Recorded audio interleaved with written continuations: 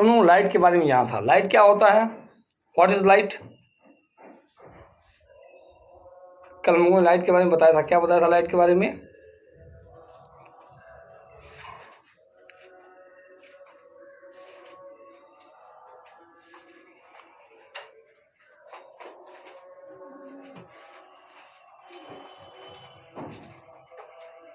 Light is the source of energy. बिल्कुल सही, light is the source of energy, सही है।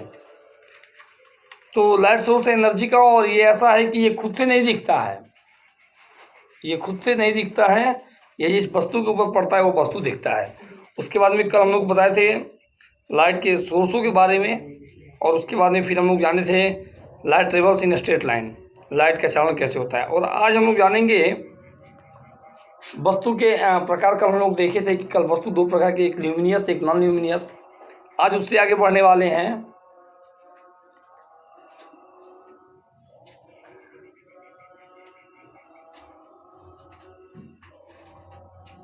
आज ट्रांसपेरेंट ऑब्जेक्टों की बात करेंगे।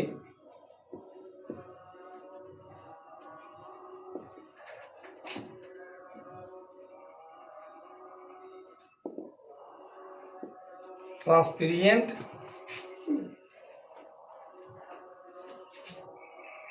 ट्रांसलूसेंट और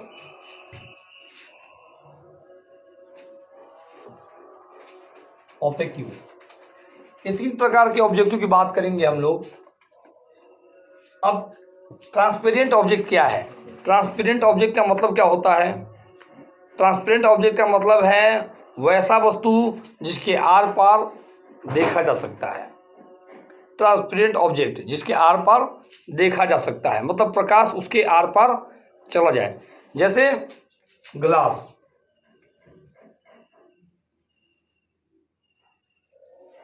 अब एक ग्लास की बात की जाए और इस ग्लास के पीछे अगर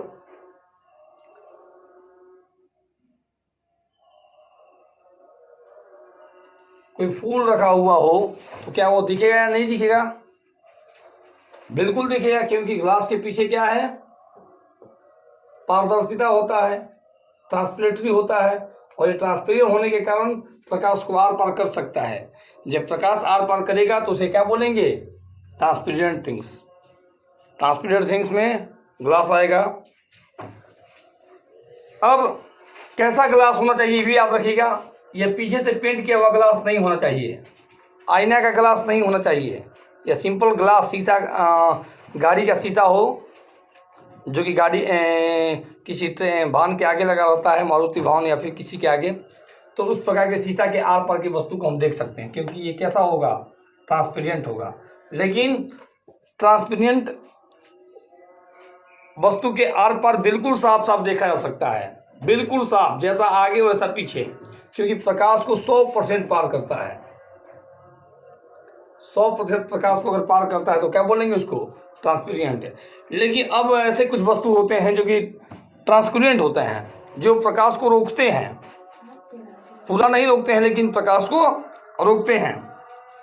जैसे ट्रेसिंग पेपर। अब ट्रेसिंग पेपर की अगर बात की जाए,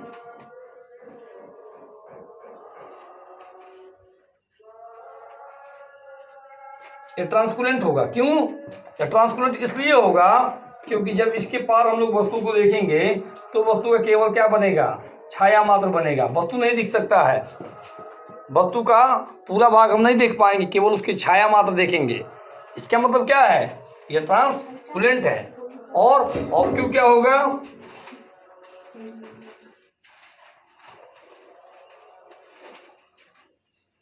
ऑब्स्क्यू का मतलब क्या है? इसके पीछे कुछ दिखे ही ना वैसा पदार्थ, जैसे कागज, किताब। अब मुझे बताइए, क्या किताब के कुछ दिख रहा है ब्लैक बोर्ड के ऊपर? आपको नहीं दिख रहा है किताब के अलावा, क्योंकि किताब कैसा वस्तु है? ऑब्स्क्यू ऑब्जेक्ट है। और अब अगर यहाँ पे शीशा लगा दिया जाए, सोचिए, कल्पना कीजिए एक शीशा हो बीच में, तो क्या दिख रहा है? नहीं दिख रहा है? दिखेगा, क्योंकि शीशा क्या चीज है? ट्रांसपेरेंट ऑब्जेक्ट है। जबकि ट्रेसिंग पेपर लगाया जाएगा तो धुंधला धुंधला दिखेगा। क्यों धुंधला दिखेगा? क्योंकि वो एक ट्रांसपेरेंट ऑब्जेक्ट होता है। तो आप समझ गए होंगे ट्रांसपेरेंट, ट्रांसपेरेंट और ऑब्स्क्यू ऑब्जेक्टों के बारे में। नोटिस कीजिएगा।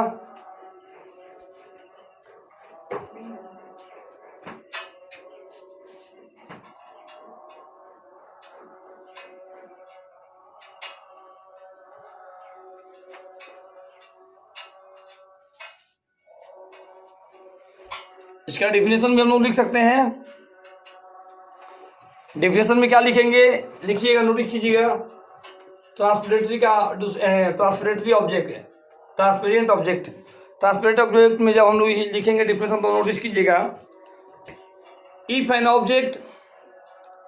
Object allow light to pass, if an object allow light to pass through it completely,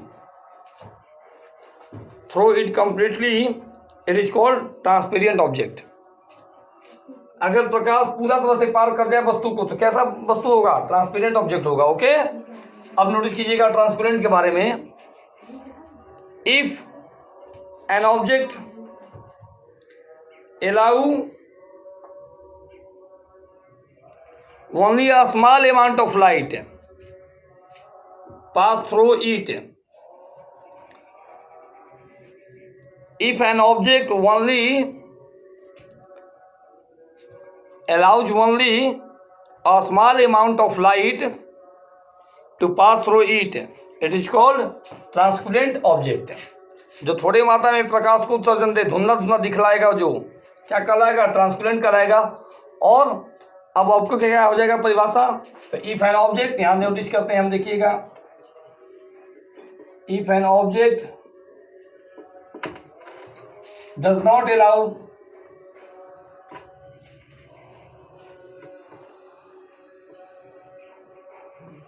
light to pass through it, it is also called opaque object। अब यहीं पर हो जाएगा क्या कि if an object allows light to pass through it completely तो transparent, और small amount तो ट्रांसपेरेंट, और बिल्कुल नहीं does not allow तो opaque। तीनों का परिभाषा आप लोग नोटिस कर लीजिएगा।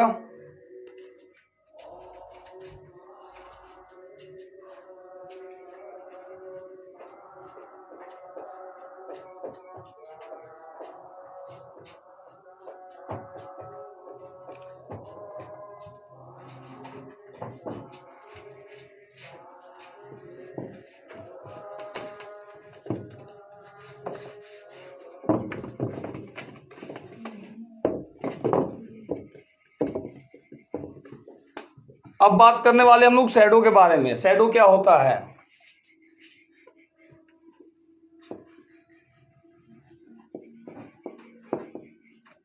शैडो का मतलब छाया होता है। शैडो क्या होता है इसको समझेंगे।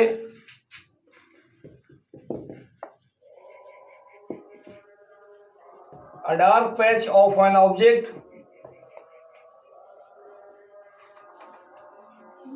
on any surface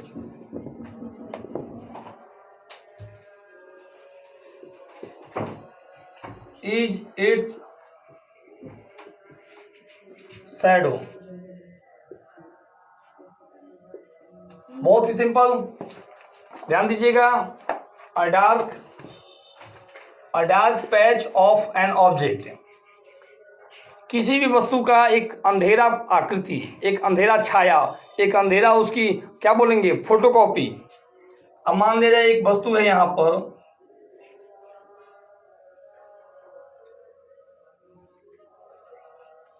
और ये वस्तु के ऊपर जब सनलाइट पड़ रहा है यहां से,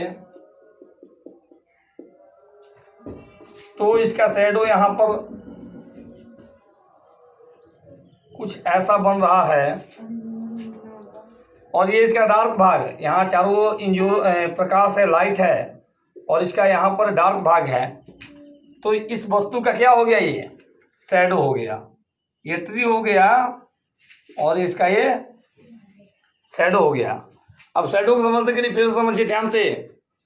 आप सूर्य के प्रकाश में चले जाइए, जहाँ सूर्य का प्रकाश है अपने आंगन में, अपने छत के ऊपर, और वहां जाने के बाद में आप खड़े हो जाइए, और खड़े होकर ध्यान से देखिए कि आपका कहीं पर छाया बन रहा होगा, कहीं काली आकृति आपकी तरफ खड़ी होगी, और जो काली आकृति खड़ी है किसी भी सरफेस पे बन सकता है।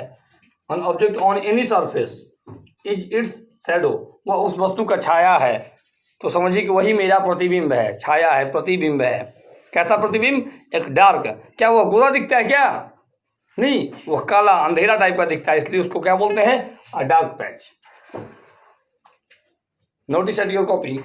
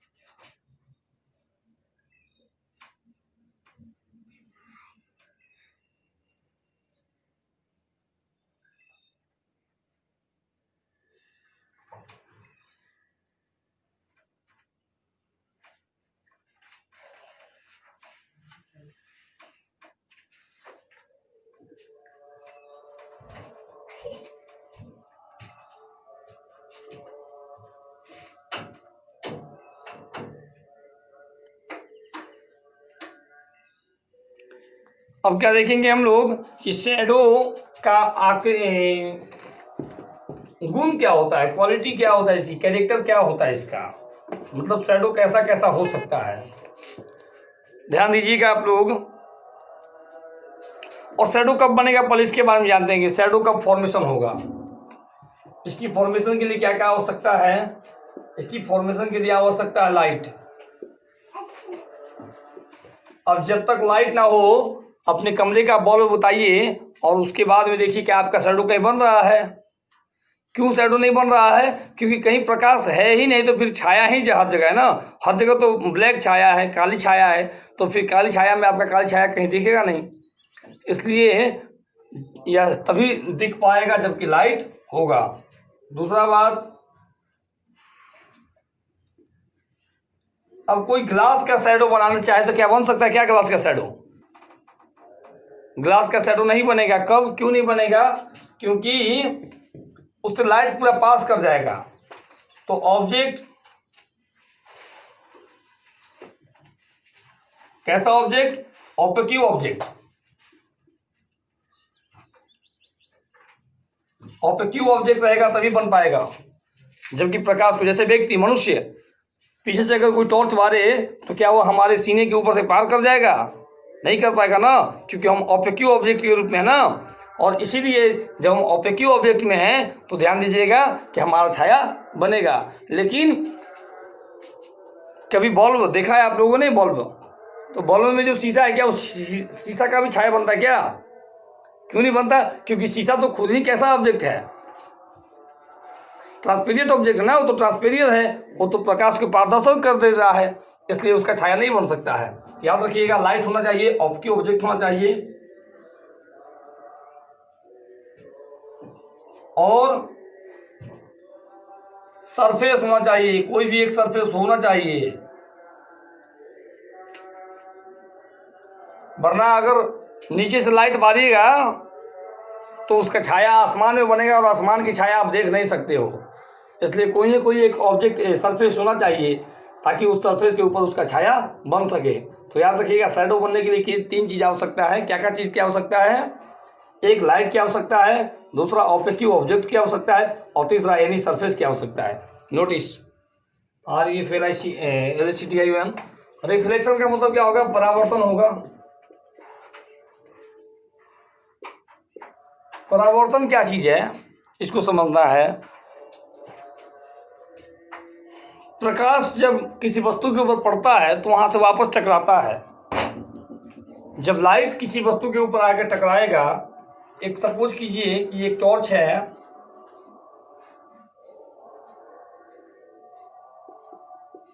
इससे प्रकाश निकल रहा है, तो ये जो इसका जब प्रकाश आगे की ओर जाएगा तो यह किसी वस्तु के ऊपर टकरा कर वापस आएगा। तो सबसे आसान समझने के लिए हम लोग मिरर का प्रयोग करेंगे, जो कि घर में आईना है, जो चेहरा देखने के काम में आता है। याद रखिएगा एक बात, मैं ग्लास की बात करता हूँ। ग्लास और मिरर में अंतर होता है। मिरर दर्पण का काम करता है और ग्लास ट्रांसपेरेंट ऑब्जेक्ट का काम करता है। गिलास के आर पर प्रकाश हो सकता है, जैसे शीशा के गिलास में। बिल्कुल सही बोला, बाउंसिंग बैक, उसी को बोलते हैं रिफ्लेक्शन। बाउंसिंग बैक, पीछे की ओर लौट आना प्रकाश का। अब लाइट क्या कर रहा है, यहां से लाइट की एक किरण गई यहां पर, और यहां जाने के बाद में क्या करता है कि अब आप कल्पना कीजिए कि जब ये लाइट इसके ऊपर जाएगा और एक मिरर होगा, शीशा होगा, आप अपने घर में प्रयोग कर सकते हैं कि अपने टॉर्च को जो है ना, ड्रेसिंग रूम में जो आपका आईना है ड्रेसिंग का, या फिर किसी भी प्रकार का आईना हो जो जिसमें आप अपने चेहरा को देख सकते हैं, लाइट उसके ऊपर आप डालिए। जब आप उसके ऊपर लाइट डालिएगा तो वो लाइट मुड़ के कहाँ जाएगा, आपके ओर ही आ जाएगा। इसी को बोलते हैं, क्या बोलते हैं इसको, रिफ्लेक्शन बोलते हैं। ये फिर प्रकाश इसी में चला गया। लेकिन अब बात कीजिए, अब दूसरे स्तर की बात करते हैं। अब लाइट को थोड़ा सा हमने क्या किया, थोड़ा सा इसे क्या किया, मूव किया, थोड़ा मूव किया। अब लाइट गया यहां पर, अब लाइट कहां गया है, इस सतह पर गया है एंगल बनाते हुए। तो यह प्रकाश जो है इस साइड में टकरा कर वापस जाएगा। ऐसा होगा ना, शीशा पे आप इसको देख सकते हैं। तो इसी चीज को क्या कहते हैं, परावर्तन कहते हैं, इसी को रिफ्लेक्शन कहते हैं। जब लाइट बाउंसिंग बैक करे, वापस आ जाए टकरा कर किसी वस्तु से टकराने के बाद में। अब यहाँ थोड़ा सा इसे इस एंगल पे डालते हैं, तो यहाँ से ये इस एंगल से निकलेगा। इसमें दो बात ख्याल रखिएगा, कोण आई इक्वल कोण आर होता है। जितना एंगल के ऊपर यह पड़ेगा उतना ही एंगल पर यह निकलेगा, याद रखिएगा। जिस एंगल पे यह पड़ेगा उसी एंगल पर यह निकलेगा। यहाँ आई होता है और ये आर होता है। कोण आई इक्वल कोण R, angle I equal to angle R हमेशा होता है। आपतन और परावर्तन कोण, इसके हिंदी में बोल सकते हैं आपतन कोण बराबर परावर्तन कोण। तो ये चीजें हैं रिफ्लेक्शन के बारे में कह सकते हैं, और आप इसका उदाहरण अपने घर पर भी देख सकते हैं। और जरूर देखिए, क्योंकि साइंस क्या चीज है, साइंस करने का चीज है। साइंस केवल सुन लिए और हो गया ऐसा नहीं, मान लेना साइंस नहीं है। साइंस क्या है कि खुद से उसको प्रयोग कीजिए। हाँ, यह बात याद रखिएगा कि ज़्यादा खतरनाक प्रयोग ना कीजिए। जो आसान आसान प्रयोग है उसे अपने घर पर कीजिए, ताकि आप उसके बारे में और अधिक कुछ जान सकते हैं। तो चलिए, आज की क्लास हम लोग समाप्त करेंगे यहीं पर। पुनः कल मिलेंगे हम लोग किसी नए चैप्टर के साथ में। आज की क्लास के लिए सभी को थैंक्स, शुक्रिया।